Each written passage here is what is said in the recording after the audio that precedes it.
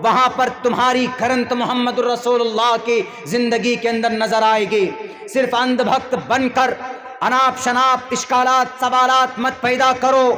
دیکھو کیا برابری ہے، مقام ہے، فضیلت ہے، ایکول اور پلسن اور ایکول، سب کے سب برابر ہیں۔ اگر برابر نہیں ہوتے تو قبیلہ قریش کے قریش قبیلے کے ایک بہترین خاندان کی ایک عورت، فاطمہ نام کی عورت، چوری اس کا پکڑا جاتا ہے، نبی پاک علیہ السلام کے پاس وہ عورت حاضر کی جاتی، آپ علیہ السلام فرمان جاری کرتے، السارق والسارقۃ فاقطعوا ایدیہما، اس عورت کا ہاتھ کاٹ دو اس لیے کہ اس نے چوری کی ہے۔ تو پھر اللہ کے نبی کے پاس وہ قبیلے والے، وہ خاندان والے، قبیلہ قریش کے اس خاندان کے لوگ پہنچے کہ اگر ہماری فاطمہ کا ہاتھ کاٹ دیا جائے گا تو ہماری ناک کٹنی ہو جائے گی، ہماری بے عزتی اور توہین ہو جائے گی، اس لیے جاؤ اسامہ بن زید کو بھیجو سفارش کرنے کے لیے، نبی سے کہیں کہ محمد آپ اس عورت کو معاف کر دیجئے، اس کے ہاتھوں کو مت کاٹیے۔ جب اسامہ بن زید پہنچتے ہیں محمد الرسول اللہ کے پاس تو آپ علیہ السلام سے کہتے ہیں اے اللہ کے نبی، یہ عورت ہے، پہلی بار غلطی ہوئی ہے، آپ ان کو چھوڑ دیجئے، آپ ان کو معاف کر دیجئے۔ دنیا والوں یاد کرنا میرے نبی کا فرمان یہ تھا کہ اسامہ بن زید مجھے بڑا دکھ ہوا جو تم اس کی سفارش کرنے کے لیے پہنچے ہو، ایک غلط آدمی کی طرفداری کرنے پہنچے ہو، ایک مجرم کی طرفداری کرنے پہنچے ہو، شرم آنی چاہیے تمہیں۔ کیا تمہیں معلوم نہیں ہے دنیا کے اندر بڑی بڑی قومیں تباہ کر دی گئی اسی طریقے پر، غلط لوگوں کے پیروی کرنے کی بنیاد پر؟ تم اس قوم کو تباہ کرنا چاہتے ہو، تم اس قوم کو برباد کرنا چاہتے ہو، جاؤ تم نکلو یہاں سے، میں فیصلہ کروں گا۔ بالآخر اس عورت کا ہاتھ کاٹ دیا جاتا ہے اور اللہ کے نبی نے کہا کہ اسامہ یہ تو فاطمہ ہے، یہ تو قریش کے کسی گھرانے کی عورت ہے، ان کی جگہ پر اگر میری اپنی بیٹی، میری لخت جگر اگر فاطمہ بنت محمد بھی چوری کرتی تو یہ محمد ابن عبداللہ ایک قدم پیچھے نہیں ہٹتا، اس کا بھی ہاتھ کاٹ دیتا، اس لیے کہ میرے رب کا فرمان ہے، اسلام کے اندر کوئی بھید بھاؤ نہیں۔ آج دیکھو دنیا میں اگر کوئی منسٹر کا لڑکا اگر کسانوں پر گاڑیاں چلا دیتا ہے تو 5 دن تک ان کی ارسٹنگ نہیں ہوتی ہے، اور یہاں پر جناب اگر کوئی چلا جاتا ہے تریپورہ کی حالت کو دکھانے کے لیے تو اس کے اوپر UAPA ڈال کر اندر کر دیتے ہیں۔ کیوں؟ کیونکہ وہ کمزور ہے، اور ادھر منتری جی کا بیٹا ہے، کرسی کھسک جائے گی پیچھے سے اگر اس کے اوپر اس کے ہاتھ میں ہتھ کڑی ڈالیں گے۔ آؤ اسلام کے نظام کو دیکھو، مساوات، برابری، عورت ہو کہ مرد ہو، all person all equal in the sight of the قرآن۔ یہ تو تم نے بنائے، یہ بڑا، یہ چھوٹا، یہ چھوٹا، اسلام کے اندر اس کی کوئی اہمیت اور کوئی حیثیت نہیں۔ میرے بھائیو صاف لفظوں میں کہا محمد رسول اللہ نے، میں اندھکار کو مٹانے کے لیے آیا ہوں اس دھرتی سے، اللہ تبارک و تعالیٰ نے مجھے بھیجا اس بھید بھاؤ کو ختم کرنے کے لیے اور اس نفرت کو دور کرنے کے لیے۔ اور آج اسی قرآن پر اور اسی احادیث پر اعتراض در اعتراض کر رہے ہو، پتہ نہیں ہے تو پڑھ کر کے دیکھو، محمد رسول اللہ کی پوری زندگی اٹھا کر کے دیکھو، صحابہ کرام پر الزام لگانے سے پہلے اس کو ٹٹولو، جرم کیا ہے، گناہ کیا ہے ان کا؟ کوئی گناہ نہیں ہے، نہیں جی الزام لگائیں گے۔ ارے اسلام کے طرح عدالت، مساوات، برابری دنیا کے اندر آج تک کسی قوم نے نہیں کیا، یہ یاد رکھنا ہوگا تمہیں، معلوم نہ ہو تو معلوم کرنا ہوگا۔ اٹھاؤ تاریخ پڑھ کر، جب ایران حضرت سعد بن ابی وقاص رضی اللہ تعالیٰ عنہ ایران کے گورنر بنے، چونکہ حضرت سعد نے ایران کو فتح کیا تھا، حضرت سعد ایران کے گورنر بنائے گئے۔ حضرت سعد نے جب دیکھا کہ میں گورنر بن چکا ہوں تو اس کے بعد انہوں نے اپنے باڈی گارڈ قائم کیے، باڈی گارڈز رکھے کہ لوگ آئیں گے تو پہلے باڈی گارڈز کو پوچھیں گے تب مجھ سے ملنے آئیں گے۔ حضرت عمر فاروق کو پتہ چلتا ہے، اس وقت امیر المؤمنین، اس وقت کے خلیفہ عمر فاروق تھے، حضرت عمر فاروق نے کہا کہ سعد حضرت بلال حبشی کو ایک چٹھی لکھ کر دیتے، ایک چٹھی، اس چٹھی کو دیتے کہ جاؤ سعد ابن ابی وقاص کو دے دینا، اور سب سے پہلے اے بلال، کون تھے بلال؟ کالے کلوٹے، کوئی منتری کے بیٹے نہیں تھے، کوئی سنتری کے بیٹے نہیں تھے، کوئی مکھیا ممبر کا چہیتا نہیں تھا۔ مکھیا جی آئیں گے تو لیجئے کرسی،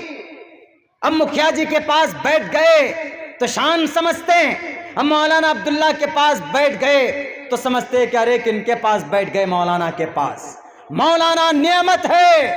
مولانا ہے تو مدرسہ ہے، مولانا رہیں گے تو مدرسے کی آپ یاری کریں گے، لازم ملزوم ہیں۔ اگر مولانا ختم ہو گئے، علماء ختم ہو گئے تو مدرسے کو کون آباد کریں گے؟ مدرسے ختم ہو جائیں گے، آپ کا قرآن ختم ہو جائے گا، آپ کا قرآن ختم ہو جائے گا، آپ کے عقیدے ختم ہو جائیں گے، آپ کا عقیدہ ختم ہو جائے گا، آپ اللہ سے بھی دور ہو جاؤ گے، آپ پھر کافر و مشرک بن کر مرو گے۔ یہ پیغام قرآن کا۔ اسی لیے دنیا دار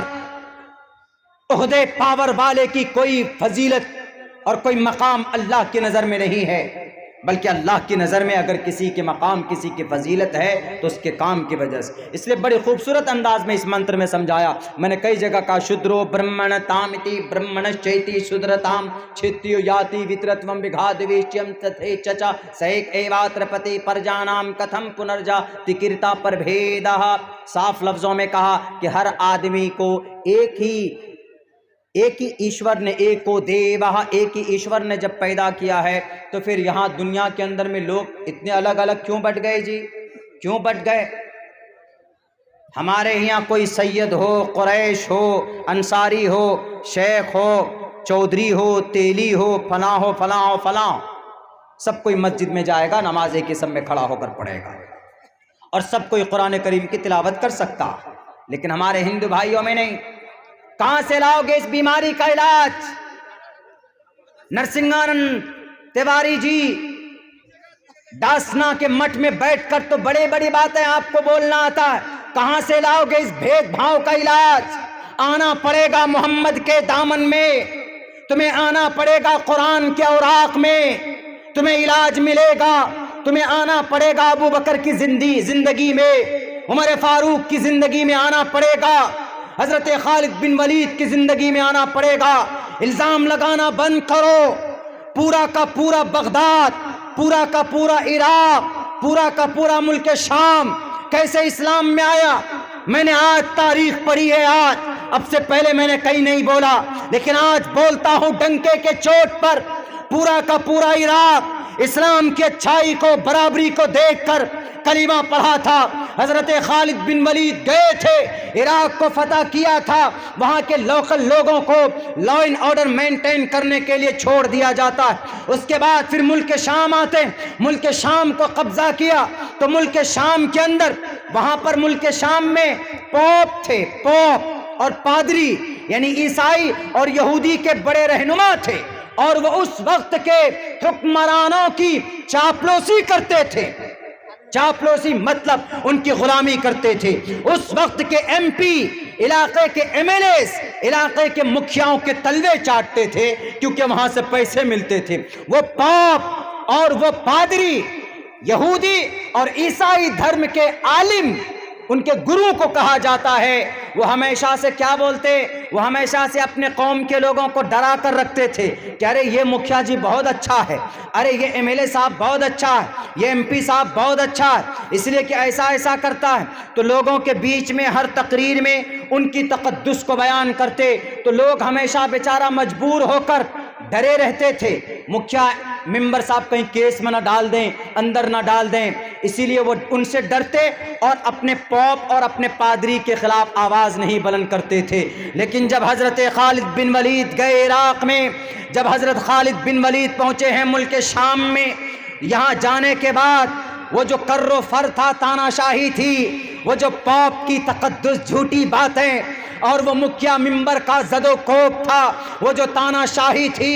کہ میں تمہارا رب ہوں، میں جو کہوں گا وہی ہوگا، وہ ڈرے سہمے رہتے تھے، آزادانہ زندگی نہیں تھی ان کی، ہمیشہ سے پستے ہوئے چلے آ رہے تھے۔ حضرت خالد بن ولید نے کہا کہ ہر کوئی آزاد ہے، کسی پوپ کی نہیں چلے گی، کسی پادری کی نہیں چلے گی، کسی مکھیا ممبر کی نہیں چلے گی، بلکہ ہر کوئی آزاد ہے، ہر کوئی پرسنل زندگی کے اندر محنت کرتا ہے، کوئی کسی کا غلام نہیں ہے، ہر کوئی اپنے رب کی، اپنے پرماتما کی عبادت کرو اور ہمیں ٹیکس دیتے رہو، امن اور شانتی کے ساتھ رہو۔ جب ہر کسی کے ساتھ جب مساوات اور برابری کا معاملہ دیکھا تو عراق اور شام کے ٹوٹل یہودی اور کرسچن، وہاں کی یہودیت اور صہیونیت تبدیل ہو جاتی ہے۔ حضرت خالد بن ولید کے دربار میں پہنچ کر کہتے ہیں، اے خالد بن ولید، ہم نے تو سنا تھا کہ محمد ہیں جو امن پرست ہیں، محمد ہیں جو سب کے لیے برابر پیغام رکھتے ہیں، برابر بھید بھاؤ ان کے دل و دماغ کے اندر نہیں ہے، بلکہ برابر کی انسیت محبت کرتے ہیں۔ آج ہمیں دیکھنے کو ملا ہے، آج ہمارے دل سے خوف نکل گیا ہے، آج ہم نے برابری کو، انصاف کو دیکھا ہے۔ اس لیے جس دھرم کو آپ لے کر آئے، بتائیے کیا کرنا ہوگا؟ پورا کا پورا عراق، بھارت کے کرپٹ میڈیا ہو، تاریخ پڑھو عراق کی، تاریخ پڑھو ملک شام کی، تاریخ پڑھو اندلس کی، تاریخ پڑھو یروشلم کی۔ حضرت عمر فاروق گئے تھے لیکن ان کے غلام اونٹ پر بیٹھے تھے اور حضرت فاروق اعظم نیچے اونٹ کی نکیل ہاتھ میں لے کر جا رہے